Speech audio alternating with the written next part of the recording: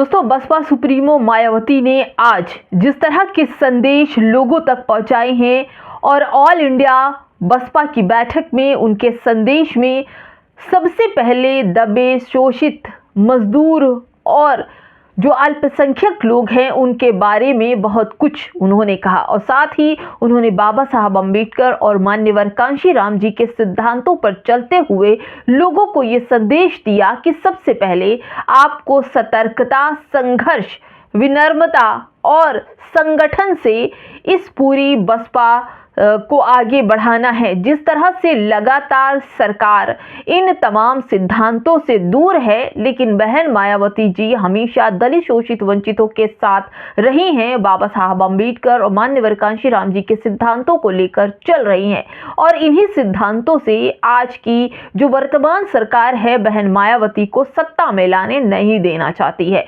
वो हर तरह से, चाहे ईवीएम के जरिए या फिर तमाम तरह से, जैसे कि राहुल गांधी ने आवाज उठाई वोट चोरी के जरिए, सत्ता में दलित समाज के किसी भी व्यक्ति को या मुस्लिम को सत्ता में आने देना ही नहीं चाहती है। और इन सब पर 2027 में होने वाले चुनाव की तैयारी बहन मायावती ने जो संदेश दिया, आप सबको सुनना चाहिए।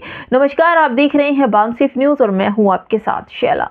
बहन मायावती ने आज जो संदेश दिया है दोस्तों, इनके कोऑर्डिनेटर और कार्यकर्ता तमाम अलग अलग क्षेत्रों से, अलग अलग जिलों से आए हुए थे, जिन्होंने बहन मायावती की एक झलक पाने के लिए लंबी भीड़ लगी थी। और जब बहन मायावती जी अपने भाषण उन्होंने दिया, तब लोगों को ये समझ में आया कि जहां एक तरफ सत्ताधारी पार्टी सुर्खियों में, टीवी मीडिया में फेमस है, वहीं बहन मायावती बड़ी ही खामोशी से अपने बसपा का जो चादर है वो धीरे धीरे फैला रही हैं। और 2027 में जिस तरह से वो चादर फैलाएंगी, लोगों को अपने चादर में समेटेगी, वो देखने वाला दिन अलग ही होगा। लेकिन आज जिस तरह की खबरें, चाहे महिलाओं को लेकर आ रही हूँ, चाहे दलित, शोषित, वंचितों की खबरें हों, और हर तरह से ये जो खबरें हैं ये मीडिया से गायब रहती हैं, क्योंकि इसमें दलित, शोषित, वंचित लग जाता है। और इन तमाम जो खबरें हैं, जो घटनाएं हैं,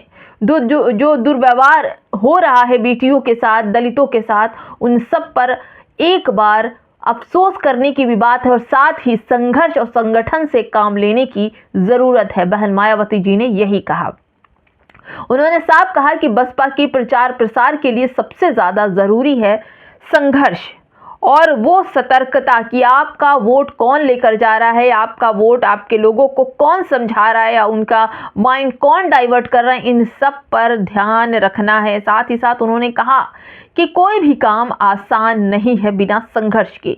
जो हमने बहुत पहले संघर्ष किया था, बसपा के तमाम कोऑर्डिनेटरों ने संघर्ष किया था सत्ता में आने के लिए, वही संघर्ष, वही जोश, वही मजबूती इस बार के चुनाव में चाहिए। 2027 के लिए तैयारी चल रही है और जिस तरह से बहन मायावती अपनी बातों को रखती हैं, मीडिया के सामने रखती हैं जो बात, वो बात 100% हर बात में कहीं ना कहीं सच्चाई ज़रूर होती है।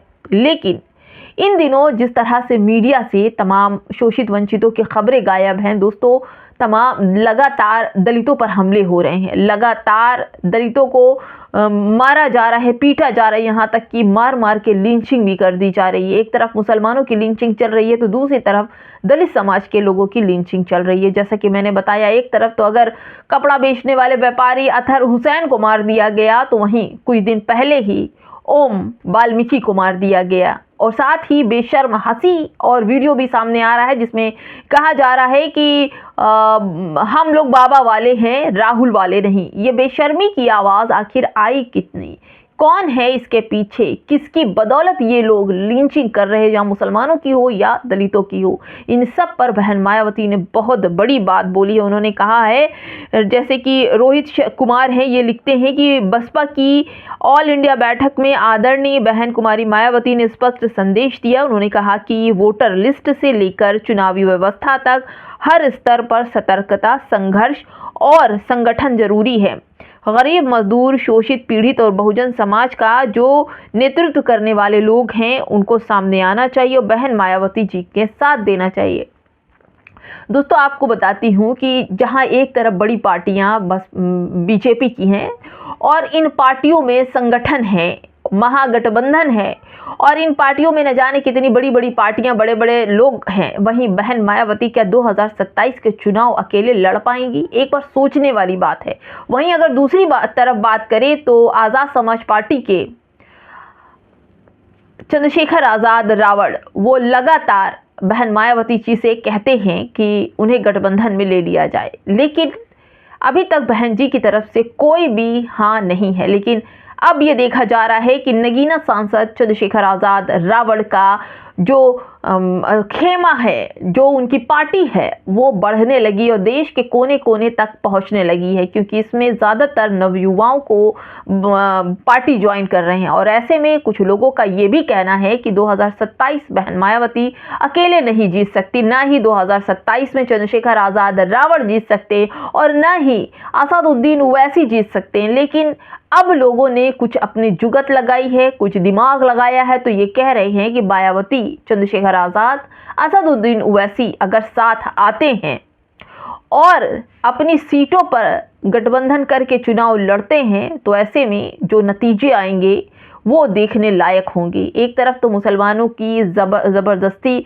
उनके साथ दुर्व्यवहार हो रहा है, मुसलमानों के देखा नहीं आपने कैसे बेटियों के नकाब खींचे जा रहे हैं, मुसलमानों की लिंचिंग हो रही है, मस्जिद मदरसों को निशाना बनाया जा रहा है। वहीं बिहार में समस्तीपुर में गरीब जो लोग हैं, जो परेशान हालात हैं, जो दलित समाज से हैं, उनकी बस्तियां उजाड़ी जा रही। कल के दिन दलित समाज के 150 से ज़्यादा बस्तियां उजाड़ दी गई। ये अफसोस की बात है, कच्चे मकानों में रहने वाले लोग जिनके सर पर आशियाना था, उनको बिहार की जो सरकार है उसने पूरा तोड़ दिया।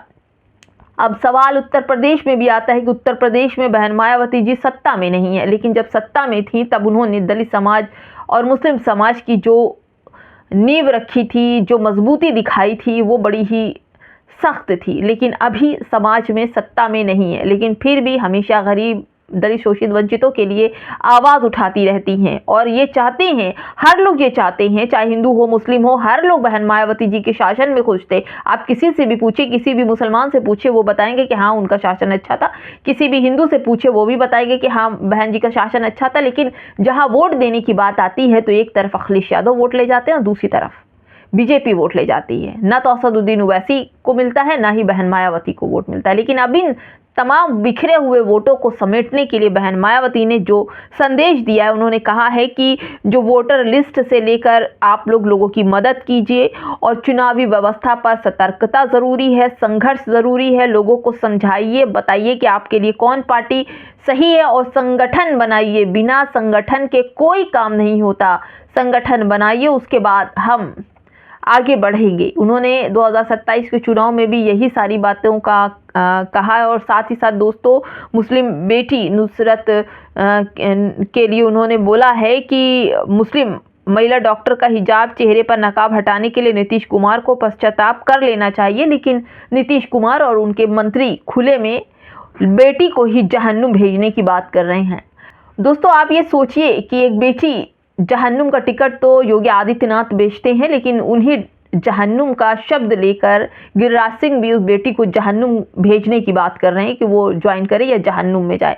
इन सब पर बहन मायावती जी की तीखी प्रक्रिया भी है, वो हर बार हर चीज़ में बोलती हैं। चाहे कोई पार्टी का जो अखिलेश यादव की बात करें तो अखिलेश यादव तो मुस्लिम शब्द इस्तेमाल करने के लिए भी ट्विटर पर नहीं आते, लेकिन बहन मायावती हमेशा मुसलमानों के साथ खड़ी रहती हैं, बोलती हैं। हिजाब वाले मामले पर भी उन्होंने आज जो कुछ कहा दोस्तों, उन्होंने नीतीश कुमार से कहा कि नीतीश कुमार ने गलती की है तो उन्हें पश्चाताप कर लेना चाहिए। लेकिन आपसे पूछती हूँ दोस्तों, अगर बहन मायावती जी की सत्ता आ जाती है तो ऐसे में सबसे फ़ायदा दलितों को होगा या मुसलमानों को होगा? हमें कमेंट बॉक्स में ज़रूर बताइएगा। नमस्कार।